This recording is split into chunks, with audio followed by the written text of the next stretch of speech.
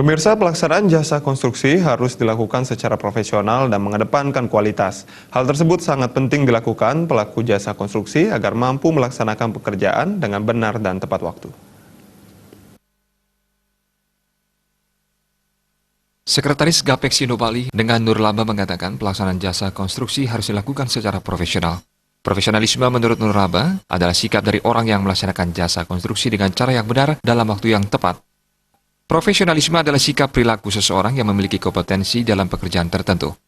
Pelaksanaan jasa konstruksi yang profesional, menurut Nur Lamba, harus memperhatikan 5 hal pokok, di antaranya manfaat, kualitas, kuantitas, administrasi, dan efisien. Pekerjaan konstruksi, tegas Nur Lamba, haruslah berkualitas. Jangan sampai masa pelaksanaan pekerjaan justru lebih lama dibandingkan masa pemakaian atau pemanfaatan dari pekerjaan yang dihasilkan. Ke depan ini harus pengusaha jasa konstruksi harus profesional di dalam mendapatkan suatu pekerjaan dan mengerjakan itu sendiri ya.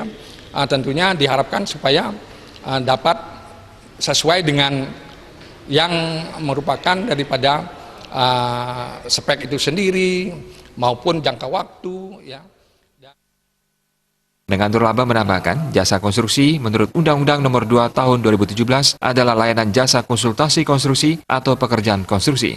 Pengguna jasa adalah pemilik atau pemberi pekerjaan yang menggunakan layanan jasa konstruksi. Penyedia jasa adalah pemberi layanan jasa konstruksi.